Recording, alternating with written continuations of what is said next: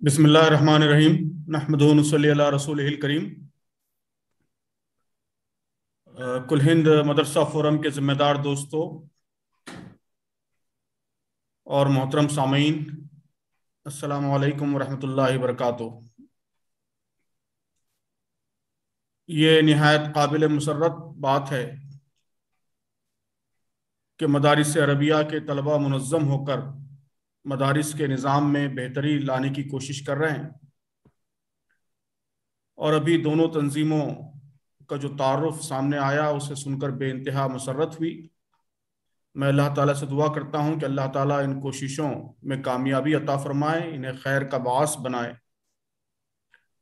اور جو لوگ ان کوششوں میں مصروف ہیں اللہ تعالیٰ انہیں اجر عظیم عطا فرمائے۔ مدارس عربیہ کا اصل رول یہ ہے کہ وہ ایسے جانباز سپاہی تیار کریں جو اسلام کی نظریاتی سرحدوں کی حفاظت کریں۔ اس کام کے لیے میں سمجھتا ہوں کہ 3 بنیادی کام مطلوب ہیں۔ پہلا کام علمی ہے، یعنی امت کی علمی رہنمائی،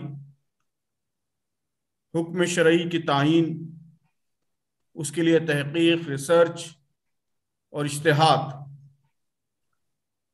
دوسرا کام اصلاحی ہے، یعنی امت مسلمہ کی اصلاح اور اس کو اسلام کا عملی نمونہ بنانے کی کوشش۔ اور تیسرا کام جس پر آج بھی ہمارے علماء کی توجہ کم ہے لیکن وہ بڑا اہم کام ہے اور علماء کی خصوصی توجہ چاہتا ہے، وہ دعوتی کام ہے، یعنی اسلام کے سفیر بننا اور ساری دنیا میں اور دنیا کے مختلف معاشروں میں ہر سطح پر اسلام کی نمائندگی و ترجمانی کرنا۔ ان تینوں کاموں کے تقاضے بدلتے زمانے کے ساتھ بہت تیزی سے بدل رہے ہیں۔ جہاں تک عصری تقاضوں کی بات ہے، ہمارے زمانے کی سب سے اہم خصوصیت اس کی تیز رفتاری۔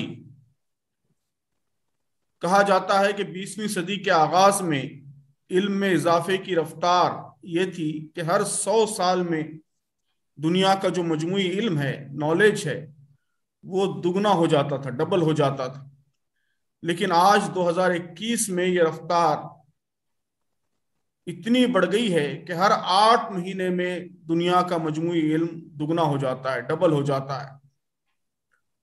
تو ان حالات میں تینوں کاموں کی یہ شدید ضرورت ہے کہ بدلتے ہوئے حالات پر نگاہ رکھی جائے اور نت نئے چیلنجوں کا سامنا کرنے کے لیے آنے والے دور کے علماء کو تیار کیا جائے۔ ان تیز رفتار تبدیلیوں کی اہم ترین محرک میرے خیال میں ٹیکنالوجی ہے۔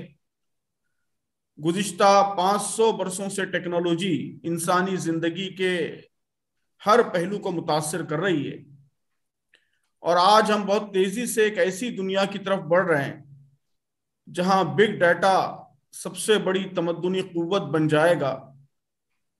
ایک ایک انسان کی ایک ایک لمحہ نگرانی، سرویلنس اور اس کو کنٹرول کرنے کی صلاحیت بڑی طاقتیں حاصل کر لیں گے۔ جہاں حکمرانی اور بڑے فیصلے الگوریتھم کریں گے، بلکہ یہ بھی کہا جا رہا ہے کہ الگوکریسی یا اس سے آگے بڑھ کر الگوریتھمک ڈکٹیٹرشپ، یعنی کمپیوٹرز کی ڈکٹیٹرشپ کی راہیں ہموار ہوں گی۔ جہاں آگمنٹڈ ریالٹی کا انقلاب میڈیا کو انسانی افکار پر اور خیالات پر بلکہ تصورات پر تک کنٹرول عطا کرے گا، اور جہاں blockchain finance, blockchain currencies سارے مالیاتی نظاموں اور لین دین کے طریقوں کو درہم برہم کر کے رکھ دے گی، جہاں آرٹیفیشل انٹیلیجنس، مصنوعی ذہانت کی حامل مشینیں، ان پر انسان کا ہر چھوٹے سے چھوٹا قدم منحصر ہوگا۔ جن لوگوں کی ٹیکنالوجی پر نظر ہے وہ جانتے ہیں کہ یہ سب خیالی باتیں نہیں ہیں، بلکہ یہ صورتحال اب بہت زیادہ دور نہیں ہے۔ تو ان حالات میں امت کی دینی رہنمائی کے لیے بھی، اور جتنے تینوں کام جو میں نے بیان کیے ہیں ان سب کے لیے بھی اس بات کی شدید ضرورت ہے۔ پہلی ضرورت یہ ہے کہ ہمارے علماء جدید علوم سے آراستہ ہوں۔ بلاک چین، مالیات کے بارے میں رہنمائی وہی فقیہ کر سکتا ہے، وہی عالم کر سکتا ہے جو صرف معاشیات نہیں بلکہ معاشیات کا ایک بہت ہی اسپیشلائز جو میدان ہے، بہت ہی جو متخصص شاخ ہے فائنانس، اس پر گہری نظر رکھتا ہو اور ٹیکنالوجی کا بھی درک رکھتا ہو۔ یہ میں نے صرف ایک مثال دی ہے، ایسے پیچیدہ مسائل آنے والے دور میں روزانہ علماء کو درپیش ہونے والے ہیں۔ تو اس کے لیے جہاں ہمارے نصاب میں مختلف جدید علوم کی شدید ضرورت ہے، وہیں علوم کی وسعت اس بات کا بھی تقاضا کرتی ہے کہ ہمارے مدارس میں بھی اسپیشلائزیشن کا، تخصص کا نظام مستحکم ہو۔ مالیات، معاشرت، اخلاق، قانون، ادب، تعلیم، سماجیات، نفسیات، ان سب میدانوں میں متخصص اسپیشلائزڈ علماء تیار ہوں۔ دوسری طرف یہ انقلابات امت مسلمہ کی دینی و اخلاقی کیفیت کے سلسلے میں بہت سارے چیلنجز اپنے جلوہ میں لے کر آ رہے ہیں۔ ٹیکنالوجی نے صرف ملکوں کی سرحدوں ہی کو بے اثر نہیں کیا ہے، بلکہ اس تہذیبی حصار کو بھی منہدم کیا ہے جو صدیوں سے ہمیں بیرونی اثرات سے محفوظ رکھے ہوئے تھا۔ آج ہمارے بچے ٹام اینڈ جیری اور پیپا پگ وغیرہ کی تہذیب کے زیر سایہ پروان چڑھ رہے ہیں۔ ٹیکنالوجی نے جغرافیائی پڑوس کو بے معنی کر کے رکھ دیا ہے، ہم دنیا بھر کے اثرات قبول کر رہے ہیں۔ ان حالات میں امت کی اصلاح و تربیت کا کام بہت سے نئے طریقوں کا تقاضا کرتا ہے۔ تو محترم دوستو، جدید تمدنی انقلاب کی ایک اہم خصوصیت یہ ہے کہ اس نے معلومات کی فراہمی کو، نالج حاصل کرنے کو بہت آسان بنا دیا ہے۔ ہر طرح کا علم انگلیوں کی جنبش کی دسترس میں موجود ہے۔